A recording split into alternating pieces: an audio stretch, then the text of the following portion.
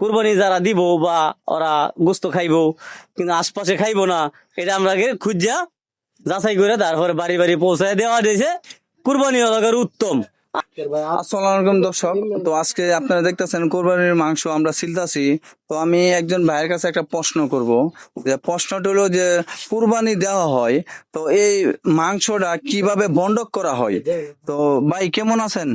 আলহামদুলিল্লাহ ভালো আছি, আপনারা কেমন আছেন? জি ভালো। তো আমার প্রশ্নটা হলো আপনার কাছে যে মানুষ কুরবানি দেওয়া হয়, কুরবানির যে মাংসের বন্ডকটা এটা কিভাবে সমাজের মধ্যে বিলিয়ে দেয়, একটু আমাকে বলতেন। যে আমরা সমাজে কুরবানি দেই, বৃদ্ধমানরা যারা কুরবানি দেয়, আমরা যারা কুরবানি দেই, আমরা গরুর মাংসটা 3 ভাগে ভাগ করি। ভাগ করার পর এটা সমাজের জন্য এক বন্ডক, নিজের জন্য এক বন্ডক, আত্মীয় স্বজনের জন্য এক বন্ডক। বন্ডক করে আমরা যারা নাকি কুরবানি দিতে পারে না বা লজ্জায় কারো বাড়ি যাইতে পারে না, আমরা কি করি তার বাড়ি পৌঁছায় দিয়ে আসি।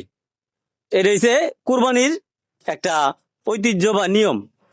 আর ইসলামিক শরীয়ত ভিত্তিক হয়েছে যে কুরবানি যারা দিব বা ওরা গোস্ত খাইবো কিন্তু আশপাশে খাইবো না, এটা আমরা আগে খুঁজা যাচাই করে তারপরে বাড়ি বাড়ি পৌঁছায় দেওয়া দিয়েছে।